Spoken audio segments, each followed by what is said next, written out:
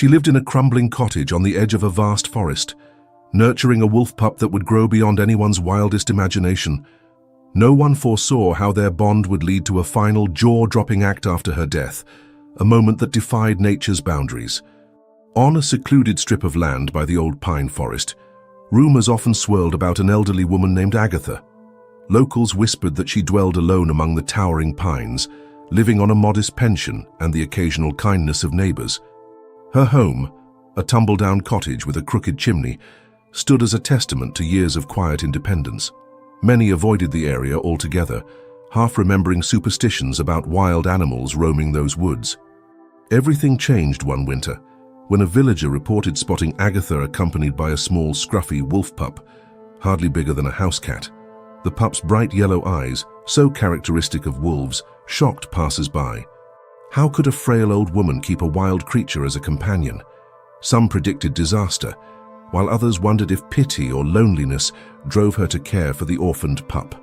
Despite the murmurs, Agatha persisted in raising the wolf, calling him Silver for his sleek, silvery fur. Over the years, Silver grew at an astonishing rate. Villagers glimpsed him bounding after Agatha on her rare trips to the market, looming so large that even dogs avoided crossing his path.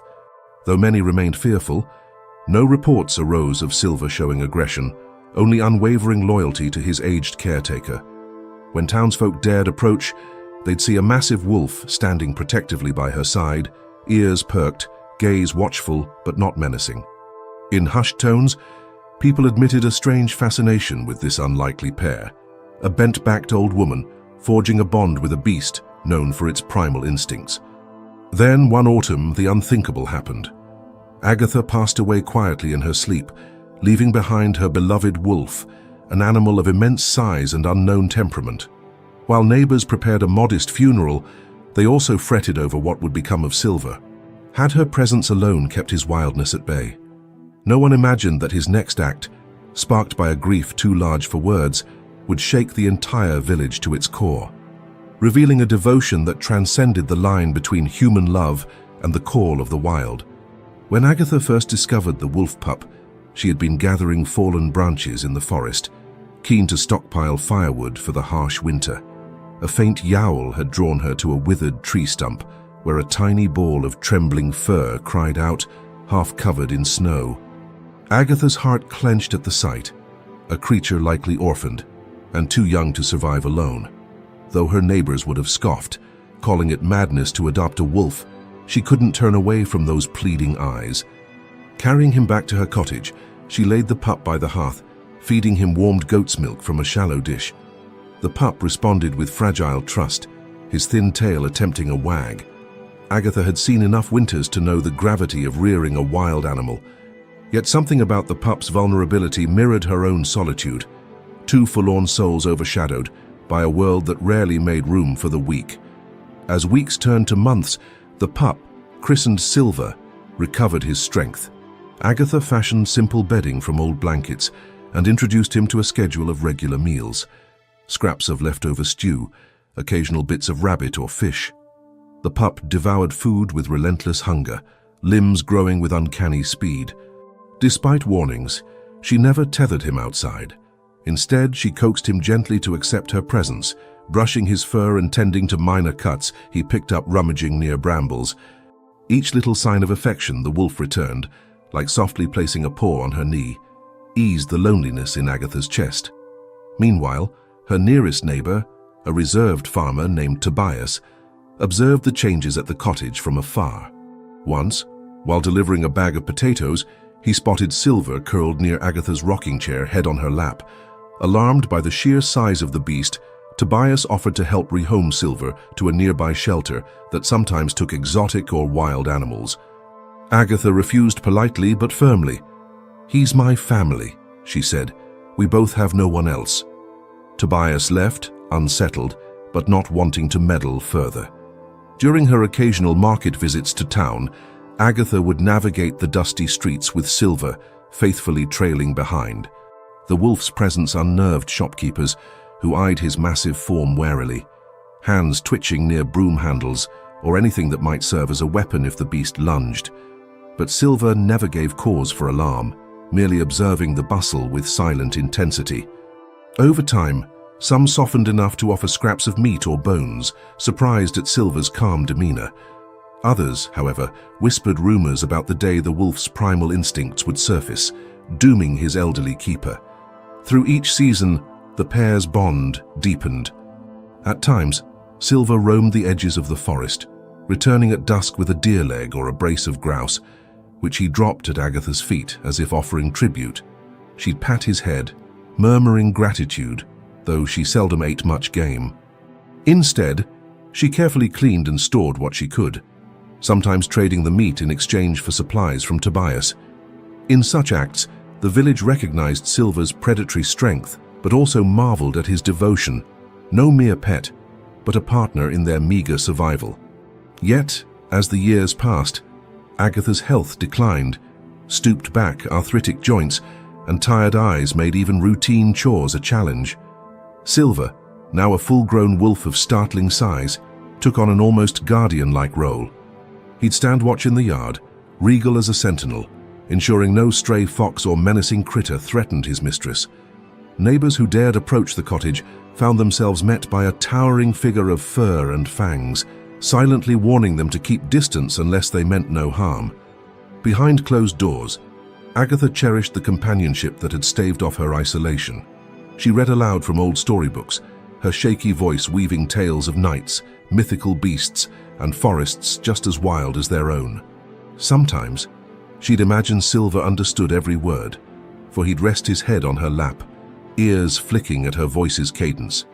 Despite her outward calm, a growing worry gnawed at Agatha. Silver's future, if she was no longer around to guide him. She'd heard some townsfolk call him a monster behind her back, believing he'd become a threat the moment she died. Late at night, by lantern light, she would pray softly, hoping that if her time came, Silver would find refuge, not a lynch mob.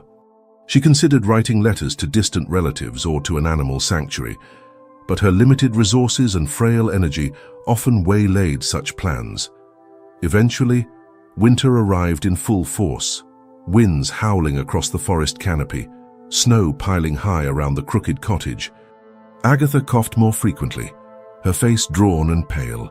Silver hovered near her, occasionally nudging her blankets into place or letting out a low, mournful whine at her escalating frailty.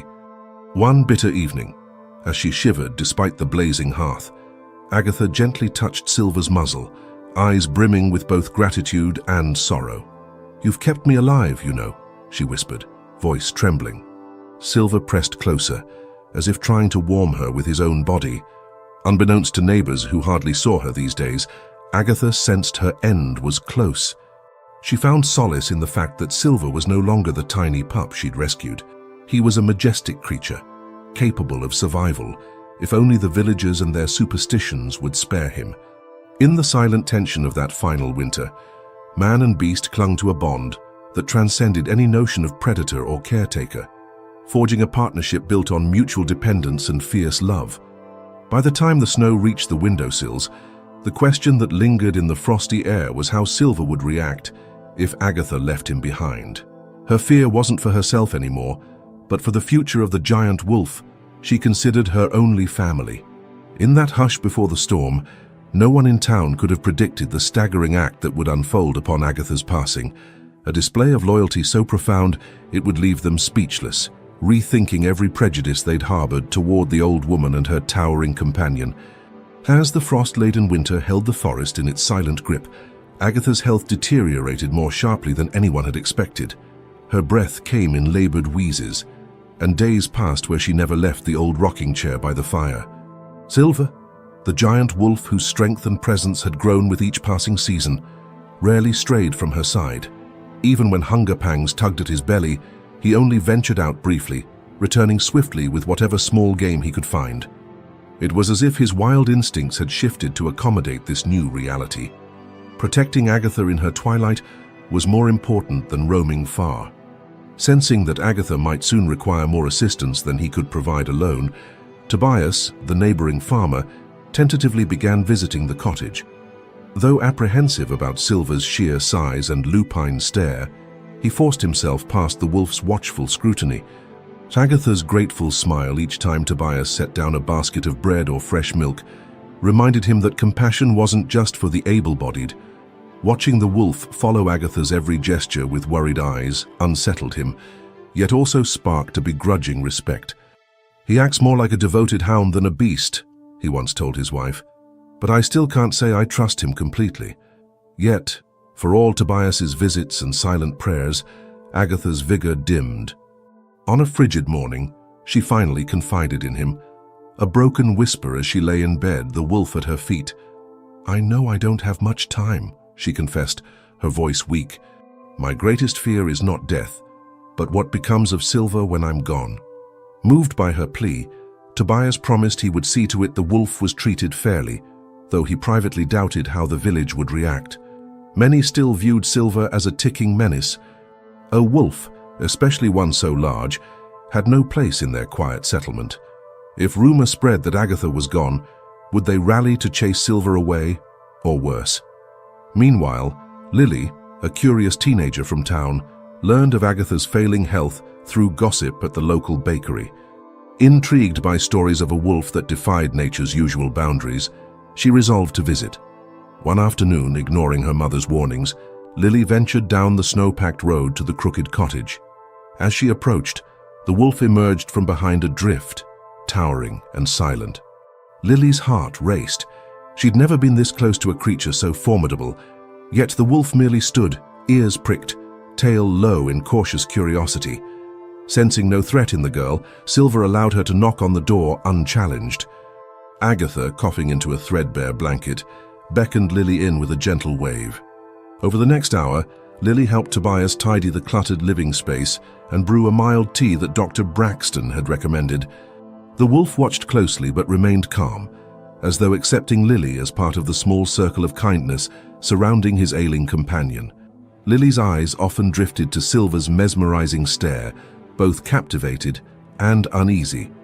Later, she confided in her friends that she'd never felt such a profound aura from any creature, describing it as like he knows everything we're feeling. As Agatha's strength waned, her bond with Silver appeared to intensify.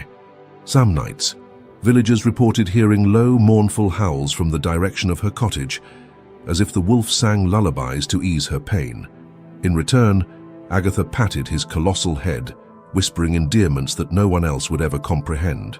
"You saved me from loneliness," she told him once, and voice trembling, "and I tried to save you from the cold. We've done well, haven't we?" The wolf would respond with a gentle nudge, laying his head on her lap. Despite such tender moments, the tension in the village escalated. Whispers circulated about what might happen when Agatha passed. Some insisted Silver should be put down for public safety, citing age-old fears about wolves turning on humans. Others, swayed by Tobias's reluctant praise and Lily's enthusiastic stories, argued that the wolf displayed more loyalty than some domestic dogs. Factions formed, each passionately certain of their stance. Unbeknownst to them, a silent clock ticked down to Agatha's final breaths, rendering their debates heartbreakingly moot.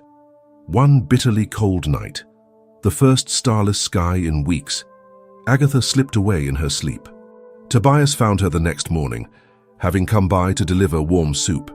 She lay peacefully under a worn quilt, as if merely dozing, while Silver stood guard at the bedside. Something in the wolf's posture, a droop of his shoulders, the desolate gleam in his eyes, spoke of a heart-wrenching grief beyond mere animal instinct. Tobias, voice catching, announced her passing to the few assembled neighbors who gathered outside upon hearing the news. They entered the cottage with caution, half expecting the wolf to lunge. Instead, they saw him pressed against the bed, muzzle resting near Agatha's cold hand. In the days that followed, the village prepared a modest funeral, only a handful attending the burial. To keep watch over the coffin and the ceremony, Silver sat at a distance, silent, massive, eyes locked on the proceedings, as if expecting to see Agatha rise once more. Some were unnerved by his presence, others quietly moved by the display of devotion.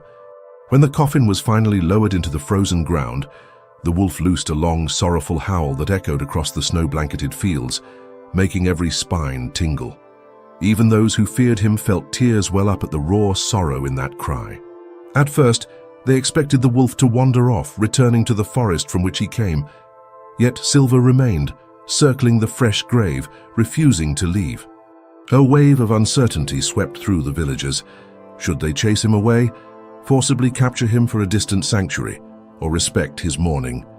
Lily, tears streaking her cheeks, stood vigil beside Tobias, watching in awe as Silver lay at the foot of the grave, as though he might keep Agatha company in death just as he had in life.